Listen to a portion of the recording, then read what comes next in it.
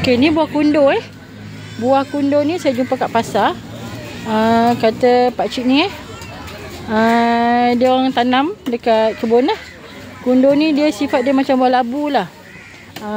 Okey.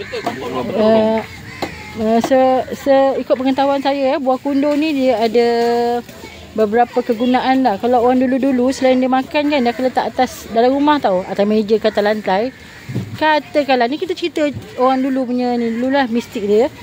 Katakanlah buah ni letak semalaman, besok pagi kita tengok ada kesan lebam, ada kemungkinan, ni ceritanya bukan saya cerita benda-benda ni, kemungkinan ada sesuatu unsur negatif dalam rumah.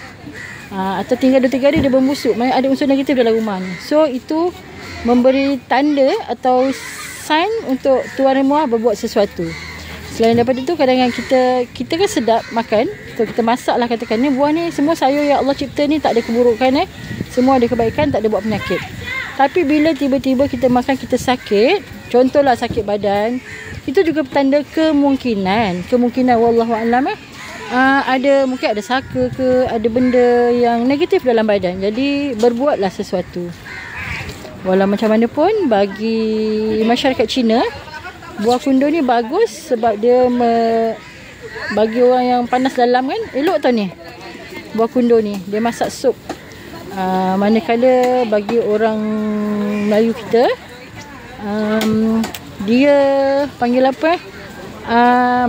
Kalau budak-budak kuning elok bagi air kundo, air rebusan kundo ni. Macam itulah. So kundo ni memang jarang orang guna. Jarang orang kita makan, tapi sebenarnya dia banyak khasiat. Kalau tak percaya, ada jenis jenama air minuman tu ada provide jus kundo. Okey? So carilah, tanamlah buah kundo ni yang mengandungi pelbagai khasiat. Okey? Terima kasih semua. Assalamualaikum.